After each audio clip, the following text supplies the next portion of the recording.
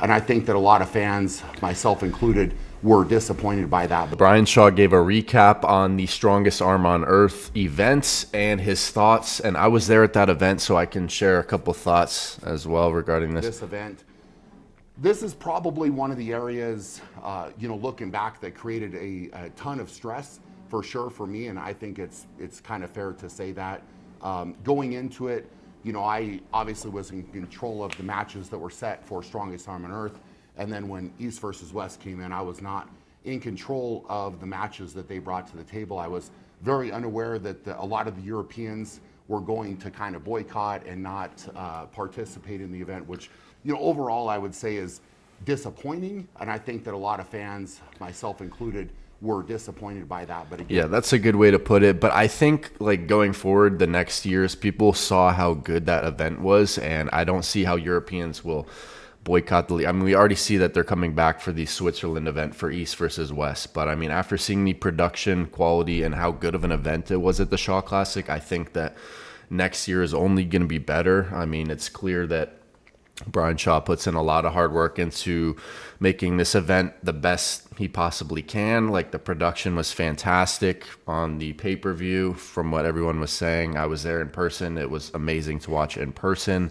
The stage, everything. I mean, how they treated the athletes as well, as far as giving them meals and giving them gifts and stuff like that, just making them feel good, as they should. They're the athletes, they're the special guests there. And not necessarily in my control. And I feel like the event overall was very good. I feel like, all the athletes were treated the way that they should have been treated. I think they all had a very good time. A lot of really fun matches. And the biggest thing with this was the production quality. And that's, what I said to everybody going into the event, that I would back up the production quality. Yeah, he definitely delivered on that. I mean, you heard him talking about that going into the event, that the production quality is going to be great. You guys won't be disappointed. He's putting in all the work he can, is what he was saying, basically. And definitely didn't disappoint. So that's just a testament to his work ethic and setting up an event like this. Both in person and on the live stream. And I was very, very happy. So that's why I think this could be almost maybe one of the biggest arm wrestling events yearly, if it's a yearly thing, and it only just keeps getting better, which I would assume it would be the case, having a guy like Brian behind it.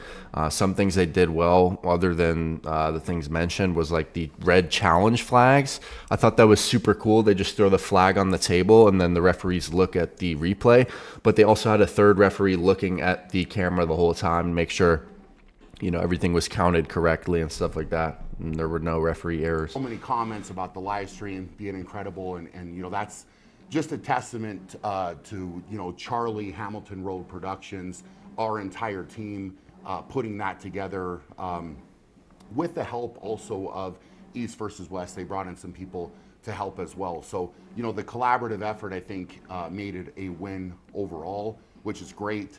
I do want to touch on the fact that I was not in control of East versus West website crashing. That happened the night of the event. Yeah. So a lot of that was not good. That was not good. The people kind of over in Europe that wanted to be able to watch the pay-per-view were unable to do that because the website crashed, and that was super unfortunate. I don't know if we can even tell the impact to the event overall because of that. Yeah, that's got to have a significant financial impact for sure.